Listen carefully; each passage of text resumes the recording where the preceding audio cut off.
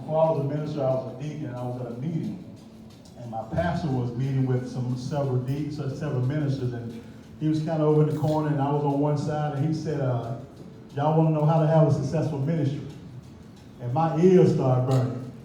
I wasn't no minister then, but I kind of looked that way. I felt my ears detached from my head to hear what he had to say.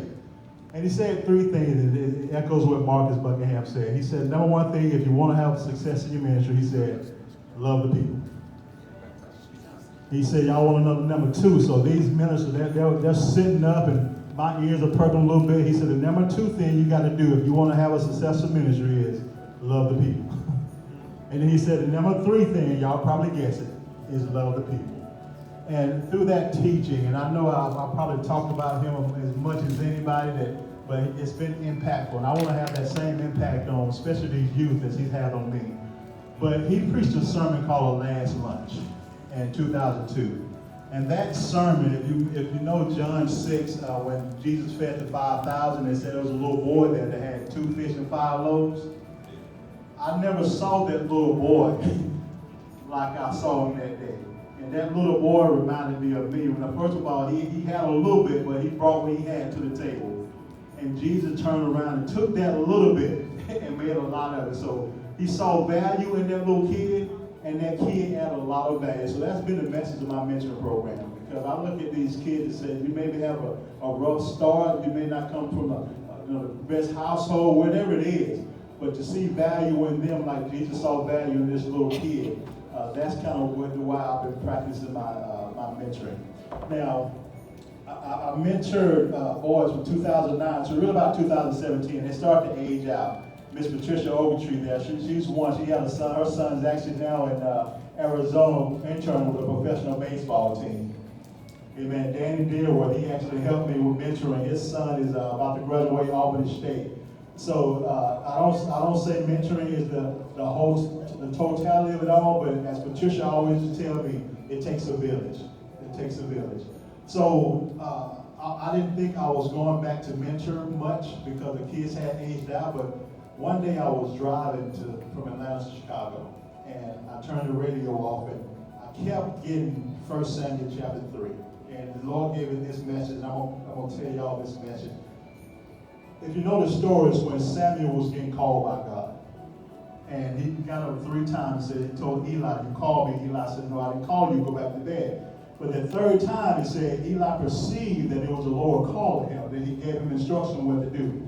And that perceived, that was an adult telling a young person, I know you're going through some stuff. Eli's call may not have been the same as Samuel's call, but he can recognize that this young man was going through some stuff. And it's like these kids are going through so much stuff, but we need adults around us to kind of recognize some of the things that it may not be what we're going through, but we can speak to their lives. And the number one thing that I got from that was proximity.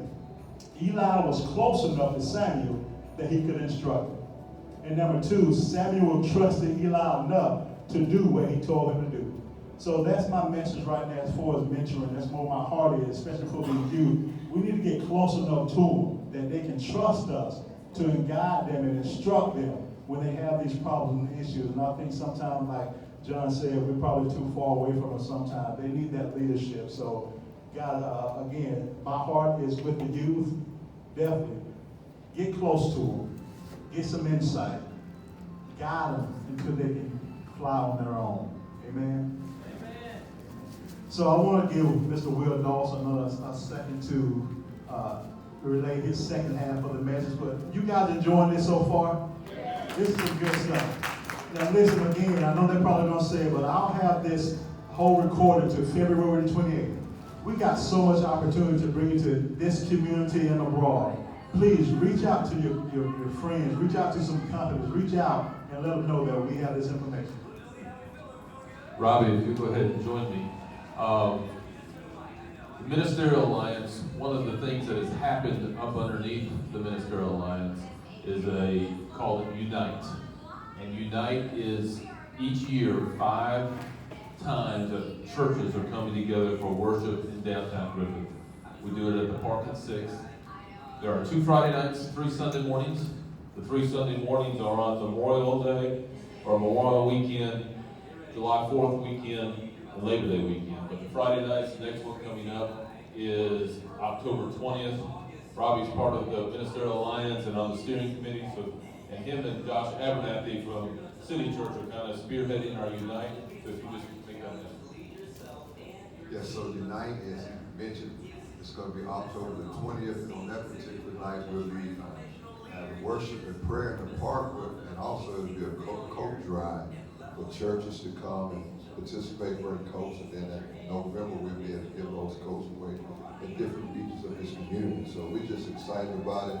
As this get ready to go, I need to get out of the way, but anyway, Unite, that'll be the event where we just bridge the gap and bring churches together.